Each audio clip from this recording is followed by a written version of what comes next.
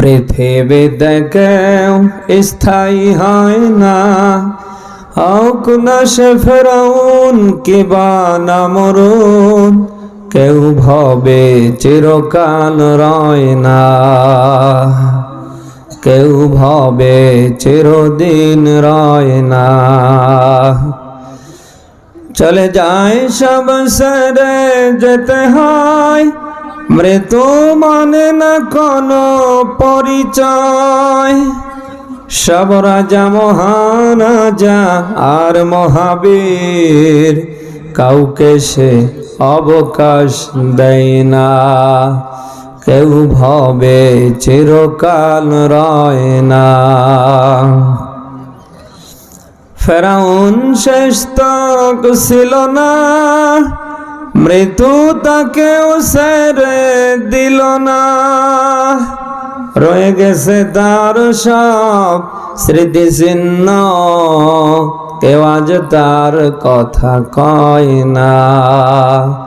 পৃথিবীতে কেউ স্থায়ী হয় না, হোক না সে ফেরাউন কিবা নমরুদ, কেউ ভবে চিরকাল রয় না, কেউ ভবে চিরদিন রয় না। আজকের মাহফিল আমরা পেয়েছি, আগামীতে এই জায়গায় মাহফিল হবে, এটা তো আমরা পেতেও পারি নাও পারি, বলেন না কেন? আমরা এখানে এসেছি, এখান থেকে বাড়ি পর্যন্ত যেতে পারবো এরও তো কোনো গ্যারান্টি নেই, আছে কি? কত ভালো মানুষ রাতের বেলা খেয়ে দিয়ে ঘুমিয়ে যায়, উনি আর সকাল করতে পারে না, 8টা-9টার ভেতরে পুরো এলাকায় সরে যায়, অমুক আর নেই। সবার মুখে মুখে যেন একটাই আওয়াজ আসে, ইন্না লিল্লাহ। আরে ভাই, কোরআনের মাহফিল আজকে এই জায়গায় হচ্ছে, আপনার আমার জীবনের জন্য এই মাহফিলটাও তো শেষ মাহফিল হতে পারে না, পারে না? জীবনের কোনো আমলও যদি আল্লাহর দরবারে কবুল নাও হয়, অন্তত কিয়ামতের কঠিন মুসিবতের দিনে জাহান্নাম থেকে বেঁচে যাবার জন্য আজকের এই মাহফিলটাও কি নাজাতের মাধ্যম হতে পারে না? বলেন। ওই দিন তো আমার আল্লাহ তাআলা মানুষের ওসিলা তালাশ করবে, ওয়াবতাগু ইলাইহিল ওয়াসিলা। ওই দিন তো আল্লাহ তাআলা মাধ্যম তালাশ করবে, ওসিলা তালাশ করবে। দুনিয়ায় আজ আমার আল্লাহ হচ্ছেন রহমান, আর আখিরাতে তিনি হবেন রহিম।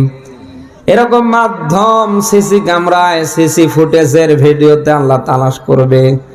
জীবনের কোনোটাও যদি আল্লাহ না পায়, আজকের এই মাহফিলটাও যদি ওই দিন পেয়ে যায়, একে আল্লাহ নাজাতের মাধ্যম বানাই দিতে পারে। করে গ্রামবাসী এই জন্য সিদ্ধান্ত নেওয়া লাগবে, আজকের এই মাহফিলটা জীবনের শেষ মাহফিল মনে করে এসে বসা লাগবে। পারবো না ভাই? এই শেষ পর্যন্ত থাকবেন তো? কথাই ছিলাম, কত ভালো মানুষ রাতের বেলা খেয়ে দিয়ে ঘুমিয়ে যায়, উনি আর সকাল করতে পারে না। আপনার আমার অবস্থাও তো রকম হতে পারে কি পারে না? বলেন। এই মুহূর্তে আমি কথা বলছি, কথা বলতে বলতে যদি আমার চোখের লাইট দুটা বন্ধ হয়ে যায়, ওরে ভাই, আপনারা আর একটা মুহূর্ত আমাকে এই চেয়ারে রাখবেন না, আমার মাথার দামি টুপিও রাখবেন না, হাতের ঘড়িও রাখবেন না, আমার শরীরে নামি দামি পোশাকও রাখবেন না, সব টান দিয়ে খুলে ফেলবেন। কেউ দৌড়াবেন ঠান্ডা পানি গরম করে আমারে গোসল দেবার জন্য, কেউ দৌড়াবেন বাজারে কয়েক টুকরো সাদা কাপড় কাফন হিসাবে নিয়ে এসে দেবেন ওই জন্যে, কেউ দৌড়াবেন লাশবাহী অ্যাম্বুলেন্সের ব্যবস্থা করার জন্য। আমি যে প্রাইভেটে এসেছি, ও প্রাইভেটটা তো আর আমার চড়ার সুযোগ হবে না, বলেন না কেন? আরে ভাই, আমার জায়গায় যদি আপনি দাঁড়ান, আপনিও তো ওরকম। আল্লাহ না করুক এই মুহূর্তে যদি আপনারও নিঃশ্বাসটা বন্ধ হয়ে যায়, চোখের লাইট দুইটা বন্ধ হয়ে যায়, আপনি যদি এই মুহূর্তে পড়ে মরে যান, আমারও যা আপনারও তো তা। বলেন, কিসের ধান্দায় কি করছেন? দেখেন তো আপনি কি নিয়ে যেতে পারেন, কি দেবে এই সমাজের মানুষ? যে গোরস্থানের উদ্যোগে, কবরস্থানের উদ্যোগে মাহফিল, আপনি দেখেন কত মানুষ ওই জায়গায় শুয়ে আছে। আপনি নিজে মাটি চাপা দিয়ে এসেছেন, নিজের বিবেকটাকে প্রশ্ন করেন তো ওই লোকগুলি কি নিয়ে যেতে পেরেছে? শেষ সম্বল সাদা কয়েক টুকরো সাদা কাপড় ছাড়া কিছু নিতে পেরেছে? আরে ভাই, এই মুহূর্তে আপনারও যদি মরণ হয়ে যায় কিচ্ছু যাবে না। আমার শরীরে যে পোশাক, এটা আপনারাই যেমন রাখবেন না, আপনার শরীরের কোনো পোশাক এই এলাকার মানুষ রাখবে না। আপনার দামি হাতের ঘড়ি পরে থাকবে, দামি পায়ের জুতো পরে থাকবে, চোখের সানগ্লাস পরে থাকবে, দামি পোশাক পরে থাকবে, দামি খাট পরে থাকবে। এক কথায় আপনার বলে এতদিন আপনি যেভাবে চিল্লা পাল্লা করেছেন, ওরে ভাই একটাও যাবে না, যাওয়া লাগবে শুধু আপনাকে একা। আমি প্রায় বলি আপনি এসেছেন একা, যাবেন একা। আসার বেলায় যেমন কাউকে আনতে পারেননি, যাবার বেলায়ও যাবেন আপনি কাউকে নিয়ে যেতে পারবেন না। যার নাম কবর তার রাখে কেউ খবর। আপনি কি দেখতে পান না একটা মানুষ মরে যাবার পরে 40 দিন কোন রকম পার হতে না হতে ওই মানুষটার যেন একেবারে নাম নিশানা বন্ধ হয়ে যায়। কোন দোকানে, কোন বাজারে, কোন জায়গায় কেউ যদি হঠাৎ করে লোকটার নাম নিয়ে ফেলে, পাশের লোকটা কাউন্টার দেয়, তুই বেদব, লোকটা মারা গিয়েছে। মরা মানুষ নিয়ে এমন বাজে কথা বলতে নেই। বলেন কিসের ধান্দা, আপনি কি করছেন বলেন? কিছুই যেহেতু যাবে না, কিছুই যেহেতু নিয়ে যেতে পারবেন না, এই সমাজের মানুষ যেহেতু আপনাকে কিছুই দেবে না, আরে ভাই যেহেতু একা একা চলে যাওয়া লাগবে, সেই জায়গায় যাওয়ার আগে আমাদের অন্তত কিছু জড়ো করার দরকার আছে না? ওরকমের আছে কিছু আমাদের। কত মানুষ এখানে বসে আছে, আপনি মিলান, এশারের নামাজটা পড়ার পর্যন্ত শ্বাস পায়নি। অনেক মানুষ আছে জুমার নামাজটা পর্যন্ত পড়ে না, না এলাকায় নেই। ওনাকে নামাজের কথা বললে উনি রাগ দেখায়, হুজুর নামাজ না পড়লে কি হবে, আমার ঈমান ফাঁকা আছে। না, এই এলাকায় তো এরকম মানুষ নেই। ওরে ভাই, মুসলমানের প্রথম নম্বর কাজ হচ্ছে নামাজ। আপনি যদি নামাজই না পড়েন আপনার ঈমান থাকে কি করে বলেন? নবীজি বলেন যার নামাজ নেই তার ঈমান নেই। আপনার তো নামাজে নেই, আপনার ঈমান থাকে কি করে? আল্লাহ না করুক এইরকম ফাইজলামি করতে করতে যদি বেনামাজি হয়ে আপনার মরণ হয়, নামাজবিহীন যদি আপনি মরে যান, আমি হুজুর কেন, ও কাবার ইমাম এসেও যদি জানাজা দেয় কাজ হবে? বলেন বলেন।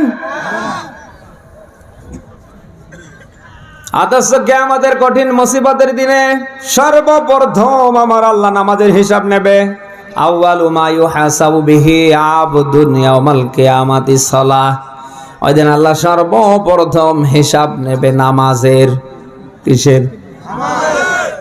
ওই দিন আল্লাহ নিজে আহ্বান করবে, ওয়াজুদাউনা ইলাস সুজুদ।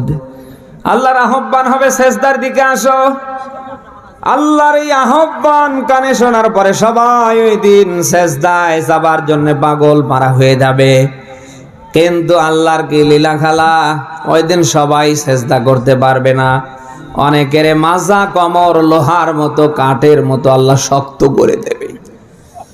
দুনিয়ায় যারা নামাজ নিয়ে বাজে মন্তব্য করেছে, নামাজ না পড়লে হবে কি, ঈমান পাকা আছে, 5 ওয়াক্ত আযান কানে শুনেছে, ফজর, জোহর, আসর, মাগরিব, এশার, এমনকি জুমা পর্যন্ত যারা পড়েনি, ওরা হতাশায় ভোগবে, ওরা লাঞ্ছনা গঞ্জনা পেয়ে বসবে। আল্লাহ তাআলা ওদেরকে লাঞ্ছিত করার জন্য ওদের মাজা কোমর কাঠ লোহার মতো শক্ত করে দেবে। ওরা অনেক চেষ্টা করবে, সেজদায় যাবার জন্য পারবে না। ওদেরকে লাঞ্ছিত করে দাঁড়িয়ে রাখবে কে?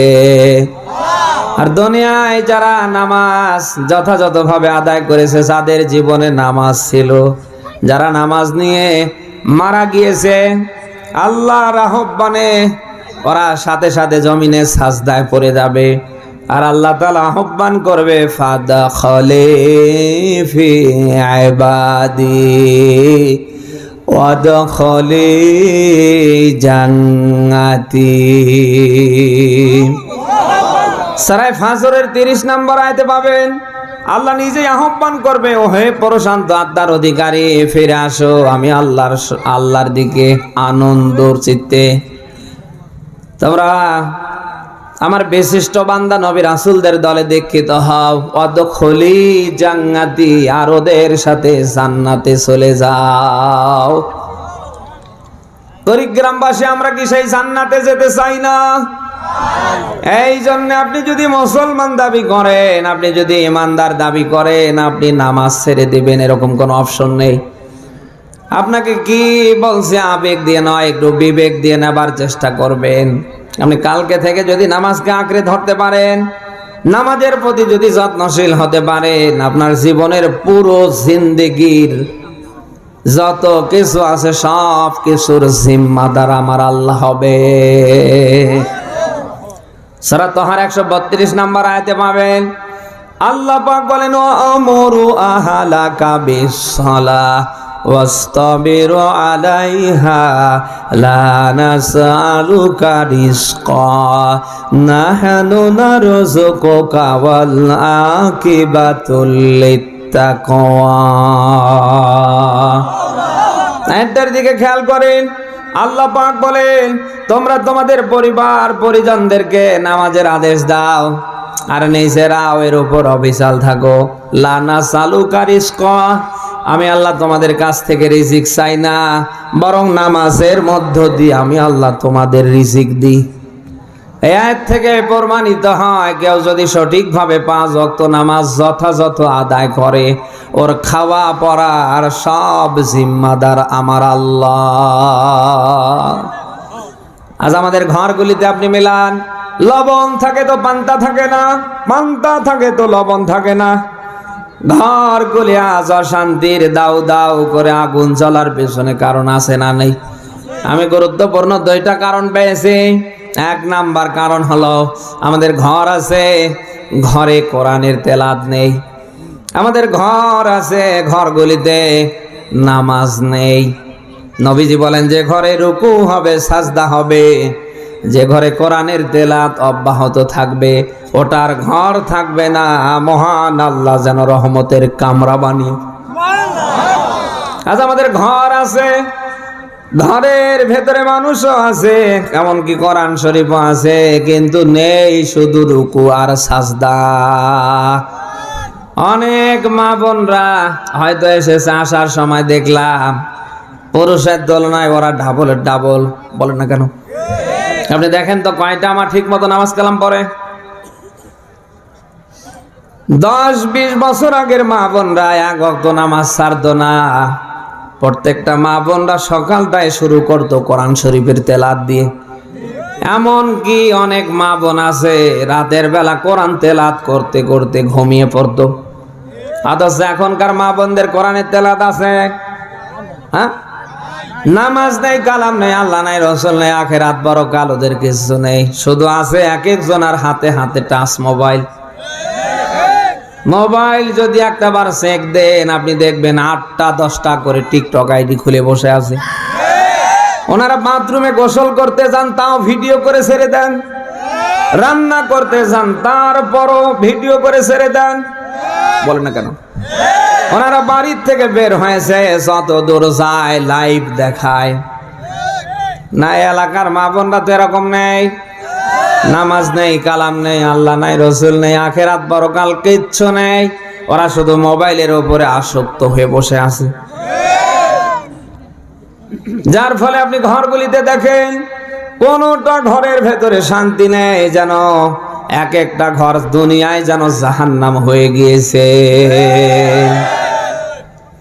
কুড়িগ্রামবাসী, এই জন্য আপনাকে কি বলছি, আবেগ দিয়ে না, একটু বিবেক দিয়ে নেবার চেষ্টা করবেন। যেহেতু কিয়ামতে নামাজের ব্যাপারে হিসাব আল্লাহ নেবে, আপনাকে আমাকে অবশ্যই সে নামাজ পড়ার দরকার আছে না নেই? আমি নিজে পড়বো, আমার পরিবারে যারা আছে ওরাও কি করে পড়ে, ওই পক্ষে কালকে থেকে হাত রাখবো। পারবো না? এখন যদি মনে করেন নাও আমার দরকার নেই, আমি শুধু একাই পড়ে যাবো, আমি বাঁচলি বাপের নাম। আল্লাহর কসম কোরআনের মাহফিলে বলে গেলাম, একা একা নামাজ পড়ে যদি মারা যান, একা একা বস্তা ভর্তি আমল করে যদি মারা যান, কিয়ামতে জান্নাত তো দূরের কথা, জান্নাতের সুগন্ধ পাবেন না। আপনি একদিন জান্নাতে যেতে পারবেন না। বাধা হয়ে দাঁড়াবে আপনার ঘরের বউ, আপনার ছেলে মেয়ে, আপনার বাড়ি থেকে ডানে বামে সামনে পিছনে 40 40 40 40, এই যে 160 ঘর মানুষ ওই দিন বাধা হয়ে দাঁড়াবে আপনার বিরুদ্ধে, তারা বাদী হবে, মামলা দায়ের করে ডাক দেয়া বলবে রব্বুল আলামিন এই লোকটা একা একাই ফজরে মসজিদে গিয়েছে, জহরে গিয়েছে, আসরে গিয়েছে, সারে গিয়েছে, জমার দিনে দেখতাম উনি 12টার সময় মসজিদে গিয়ে বসে থাকতো, একটা দিনের জন্য আমাদের নামাজের দিকে আহ্বান করেনি।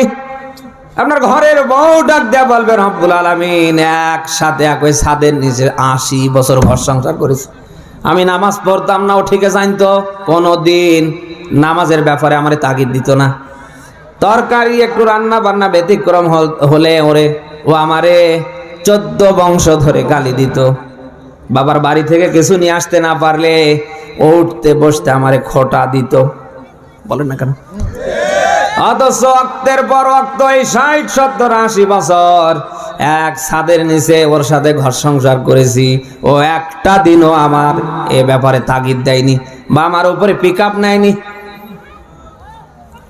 কুড়িগ্রামবাসী একা একাই ভালো কাজ করার নাম ইসলাম না। 1500 বছর পূর্বে আল্লাহ নিজেই ব্যাখ্যা দিয়েছেন, কো আনফুসাকুম ওয়া আহলিকুম নারা। আল্লাহ বলেন তোমরা নিজেরা জাহান্নাম থেকে বাঁচো, তোমাদের আহাল পরিবার যারা আছে তাদেরকেও জাহান্নাম থেকে বাঁচাও। কে বলছেন? বলেন বলেন। তাহলে আগে নিজেকে বাঁচা লাগবে, এরপরে আপনার আহাল। আহাল বলতে ঘরের বউ বলে কথা না, ছেলে মেয়ে বলে কথা না। এই যে আপনার বাড়ির ডানে বামে সামনে পিছনে 40 40 40 40 160 ঘর মানুষ, এরা প্রতিবেশীর অন্তর্ভুক্ত। এই আপনি কি শুনতেছেন? আপনি ধান্দায় আছেন, কে কি করে করুক গা, আমি বাঁচলি বাপের নাম, বাঁচতে পারবেন না। আল্লাহ পাক বলেন আমান আহসানু কাওলাম মিম্মান দাআ ইলাল্লাহ ওয়া আমিলা সালিহান ওয়া ক্বালা ইন্নানি মিনাল মুসলিমিন। বলেন আল্লাহু আকবার।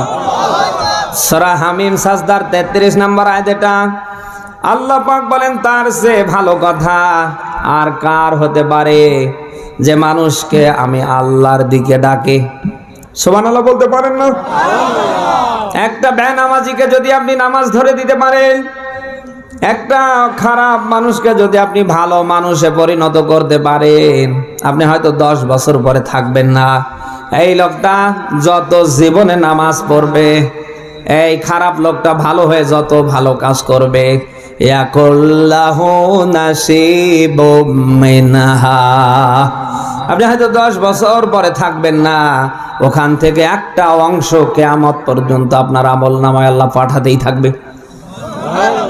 সূরা নিসা 4 নম্বর সূরার 5 নম্বর পারার 10 নম্বর পৃষ্ঠার 85 নম্বর আয়াতটাতে পাবেন। আল্লাহ পাক বলেন কেউ যদি ভালো কোনো কাজের রায় দেয়, সমর্থন দেয়, ইয়াকুল্লাহু নাসিবুম মিনহা, সেখান থেকে একটা ভালো কাজের অংশ তার উপর বার্তাবে। কে বলছেন?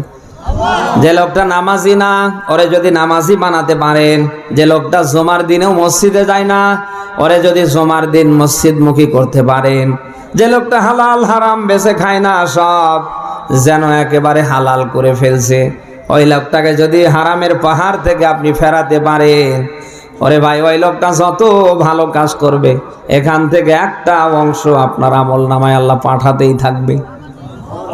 হ্যাঁ, আমরা কি এটা চাই না? কারা চাই দেখে লিল্লাহে তাকবীর।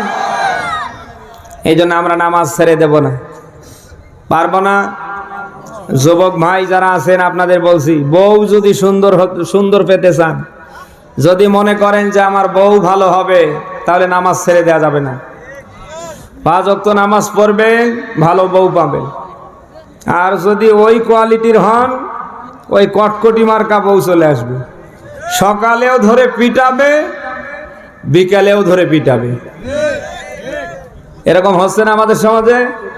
এই জন্য আপনি নিজে ভালো হন, আল্লাহ ভালো বউয়ের ব্যবস্থা করে দেবে। প্রাণ প্রিয় কুড়িগ্রামবাসী, আমি যে কথাই ছিলাম, আমরা এসেছি একা, যাবো একা। আসার বেলায় যেমন কিছু আনতে পারিনি, যাবার বেলায় যাবো কিছু নিয়ে যেতে পারবো না। শুধু যাওয়া লাগবে খালি হাতে, একা একা। আরে ভাই, যেহেতু একা একা যাওয়া লাগবে, অন্তত আমাদের একটু চিন্তা ভাবনা করে কালকে থেকে ভালো কাজের দরকার আছে না নেই? আমি যে কথাই ছিলাম, যার নাম কবর তার রাখে না কেউ খবর। এই কবর দেখলেই রসুলের সাহাবী হযরতে ওসমান রাদিয়াল্লাহু তাআলা আনহু থমকে দাঁড়িয়ে যেতেন। হযরতে ওসমান যেন তেন সাহাবী ছিলেন না, রসুলের দুইটা কন্যাকে বিয়ে করেছিলেন। একদিকে রসুলের জামাতা, দুনিয়ায় জিন্দা থাকতে জান্নাতের সার্টিফিকেট পাবার পরে হযরতে ওসমান কবর দেখলেই থমকে দাঁড়িয়ে যেতেন। চোখ থেকে পানি ঝরিয়ে একেবারে বুক পর্যন্ত ভিজিয়ে ফেলতেন। লোকেরা জিজ্ঞেস করলেই বলতেন, আমি রসুলের কাছ থেকে শুনেছি আখিরাতের প্রথম মঞ্জিল হবে কবর। যার কবর ভালো হবে, পুরো হাসরের জগৎটা তার জন্য ভালো হবে। যে কবরে ধরা খাবে, গোটা হাসরের ময়দানটা তার ধরা খেতেই যাবে। আপনি কি বুঝলেন বলেন তো? এত বড় পাওয়ারফুল সাহাবী, যিনি দুনিয়ায় জিন্দা থাকতে জান্নাত কনফার্ম, এরপরেও কবর দেখলেই তিনি থমকে দাঁড়িয়ে শিশুদের মতো ডুকরে ডুকরে কাঁদতেন। আমাদের নামাজ নেই, কালাম নেই, আল্লাহ নাই, রসুল নেই, আখিরাত পরকাল কিছু নেই। আছে শুধু কাঠ ঠকে 10 টাকা পকেটে ঢুকানো যায়। এ যেন প্রতিযোগিতার এক বাজার চলছে না? হ্যাঁ, হালাল হারাম সব একাকার করে ফেলছি। একবার যা কি দেখতে পাই, আমাদের পেট ভরলেও যেন নজর ভরে না। যার যত হয় তার যেন তত আকাঙ্ক্ষা বাড়ে। বানি আদমের পেট পৃথিবীর কোন সম্পদে কখনো ভরেনি, ভরবে না। বানি আদমের পেট ভরবে তখন ও কবরের ভিতরে যাবে যখন। কবরের মাটি ছাড়া বানি আদমের পেট কখনো ভরে না, ভরবে না। হযরতে ফাতেমাতুজ জোহরা রাদিয়াল্লাহু তাআলা আনহা, আলী রাদিয়াল্লাহু তাআলা আনহুকে একদিন বললেন, হে প্রাণের স্বামী, আমার ইন্তেকাল হলে বেশি মানুষরে তুমি খবর দিয়ে জানাজায় নিয়ে আসবা না। খুব কম মানুষ দিয়ে আমার জানাজা শেষ করে জান্নাতুল বাকিতে দাফন করবে। এভাবে একদিন হযরতে ফাতেমাতুজ জোহরা রাদিয়াল্লাহু তাআলা আনহা ইন্তেকাল করে ফেললেন। শুনতেছেন আপনারা? হযরত আলী রাদিয়াল্লাহু তাআলা আনহু আবু যর গিফারিকে ডাকলেন, হে ভাই আবু যর, ফাতেমা দুনিয়ায় নেই, ইন্তেকাল করেছে, তাড়াতাড়ি জান্নাতুল বাকিতে গিয়ে কবর খনন করা হোক। আবু যর গিফারি রাদিয়াল্লাহু তাআলা আনহু জান্নাতুল বাকিতে কবর খনন করছে, আর বারবার কবরকে লক্ষ্য করে বলছে, কবর, আজ তোর ভেতরে কে আসছে তুই কি জানিস? কবর কোনো কথা বলে না। উনি হাসান হোসাইনের আম্মা, যাকে আল্লাহ যুবকদের কিয়ামতে জান্নাতি সর্দার বানিয়ে ফেলবে। খবরদার, সে হাসান হোসেনের আম্মার সাথে বেয়াদবি করবা না। কবর কোনো কথা বলে না। আবু যর গিফারি রাদিয়াল্লাহু তাআলা আনহু দ্বিতীয়বারে ডাক দেয়া বলে, কবরের মাটি, তোর ভেতরে কে আসছে তুই কি জানিস? উনি আর কেউ নয়, আলীর স্ত্রী, যাকে আল্লাহ কাফেরদের জন্য বাক করে দুনিয়ায় পাঠিয়েছিলেন। খবরদার, আলীর স্ত্রী ফাতেমার সাথে বেয়াদবি করবা না। কবর থেকে কোনো আওয়াজ আসে না। আবু যর গিফারি রাদিয়াল্লাহু তাআলা আনহু কবর খনন করতে করতে একবার যায় বলে ফেললেন, হে কবরের মাটি, তুই কি জানিস আজ তোর ভেতরে কে আসছে? তিনি আর কেউ নয়, আখিরি জামানার পয়গাম্বার মুহাম্মাদুর রাসূলুল্লাহর কলিজার পুতুলি ফাতেমা। খবরদার বেয়াদবি করবা না। মুহূর্তের ভেতরে খবর, মানুষের মতো যেন আওয়াজ দিয়ে আবু যরকে ডেকে ডেকে বলছেন, আবু যর, আমি হাসান হোসেনের আম্মা বলে চিনি না, আমি আলীর স্ত্রী বলে চিনি না, আমি মুহাম্মাদুর রাসূলুল্লাহর কলিজার টুকরো মেয়ে ফাতেমা বলে চিনি না, আমি কবর তো তারই চিনি যে আমার ভিতরে আমল করে এসেছে। কুড়িগ্রামবাসী, আপনি কি বুঝলেন? নবীর মেয়ে ফাতেমার ব্যাপারে কবর যদি এমন সিদ্ধান্ত দিতে পারে, বলেন তো আপনার আমার জন্য কবরটা কি ভয়ঙ্কর না? বুখারীর একটা হাদিস বলছে, নবীজি প্রায় তার আহলে বায়াতদেরকে ডাক দেন আর এই কথা বলতেন, আমার আহলে বায়াতরা, এ আমার মেয়ে ফাতেমা, আমি তোমাদেরকে কিয়ামতে বাঁচাতে পারবো না। ওই দিন যদি তোমরা আল্লাহর ধরা থেকে বেঁচে জান্নাতে যেতে চাও, তাহলে জিন্দা থাকতে বেশি বেশি করে ভালো কাজ করে নাও। বিশ্বনবী যদি তার আহলে বায়াতদেরকে এমন বার্তা মেসেজ দিয়ে থাকে, বলেন তো এটা আমাদের জন্য কঠিন কিনা? আমি আপনাদের দিনী ভাই, মুসলিম ভাই, কোরআন হাদিসের চশমা লাগিয়ে দেখতে পাচ্ছি, যা করছেন কিয়ামতে আল্লাহ জাহান্নামে দেবে কি করে? আপনি তো গিয়েই বসে আছেন। যা করার কথা মোটেও আপনার ভিতরে তা নেই, আপনি দুনিয়া নিয়ে ব্যস্ত। আরে ভাই, দুনিয়ার যত কিছু দেখছেন এগুলি তো একদিকে সৌন্দর্য শোভা, অপরদিকে ওয়ামাল হায়াতুদ দুনিয়া ইল্লা মাতাউল গুরুর। দুই নম্বরে, দুনিয়ায় যত কিছু আপনি দেখছেন এগুলি খেল তামাশা ছাড়া কিছু না। একটাও আপনার সাথে যাবে না, শুধু যাবে নেক কাজ আর ভালো কাজ। সুবহানাল্লাহ বলতে পারেন না? আল মালু ওয়াল বানুনা জিনাতুল হায়াতিদ দুনিয়া ওয়াল বাকিয়াতুস সালিহাত। বলেন আল্লাহু আকবার। আল্লাহ পাক বলেন, দুনিয়ার যত কিছু আছে সবগুলি দুনিয়ার সৌন্দর্য শোভা, একটাও মানুষের জন্য স্থায়ী না। মানুষের জন্য স্থায়ী হচ্ছে নেক কাজ আর ভালো কাজ। গোটা কোরআন শরীফ আমার দেখার সুযোগ হয়েছে। জান্নাত শব্দটা যতবার আমি পেয়েছি, এই জান্নাত শব্দের আগে দুইটা কথা আমি পেয়েছি, একটা ইমানের কথা আর একটা ভালো কাজের কথা। আল্লাহ যেন তামাম পৃথিবীবাসীকে বোঝাতে চায়, ইমান নিয়ে যারা এই দুনিয়ায় ভালো কাজ করবে, কিয়ামতে তাদেরকে এই জান্নাতে প্রবেশ করানো হবে। কুড়িগ্রামবাসী জানতে চায়, সেই জান্নাতে যেতে গেলে ভালো কাজের দরকার আছে না নেই? সূরা নিসার 124 নম্বর আয়াতে পাবেন, وَمَن يَعْمَلْ مِنَ الصَّالِحَاتِ مِن ذَكَرٍ أَوْ أُنثَىٰ وَهُوَ مُؤْمِنٌ فَأُولَٰئِكَ يَدْخُلُونَ الْجَنَّةَ وَلَا يُظْلَمُونَ نَقِيرًا। বলেন আল্লাহু আকবার। আয়াতটার দিকে খেয়াল করেন। আল্লাহ বলেন, পুরুষ হোক আর নারী হোক, যারা এই দুনিয়ায় ঈমান নিয়ে ভালো কাজ করবে, অতঃপর তাদেরকেই সেদিন জান্নাতে প্রবেশ করানো হবে। তাহলে জান্নাতে যেতে গেলে আমাদের ভালো কাজের দরকার আছে না নেই? কখন? মরে গেলে না, এখন এই মুহূর্তেই। কারণ এখান থেকে উঠে বাড়ি পর্যন্ত যেতে পারবো, সকাল পর্যন্ত বেঁচে থাকবো এই গ্যারান্টি? মরণ তো ঘোর ঘোর করছে। শুধু আল্লাহ বলবে ধর, একটা সেকেন্ডও লাগবে না আপনারা আমারে ধরতে।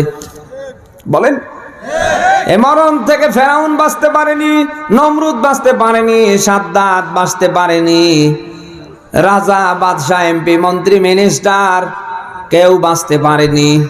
অতএব আপনিও ওই মরণ থেকে, আমিও মরণ থেকে বাঁচতে পারবো না। পিছনে লেগে আছে, আল্লাহ বলবে ধর, একটা সেকেন্ডও লাগবে না ধরতে।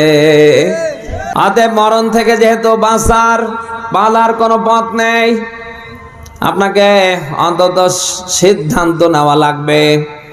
আপনাকে অন্তত আজকের এই মাহফিল থেকে এতটুকুন মাথায় নিয়ে যাওয়া লাগবে যে মরণ যখন তখন আমাকে অ্যাটাক করতে পারে।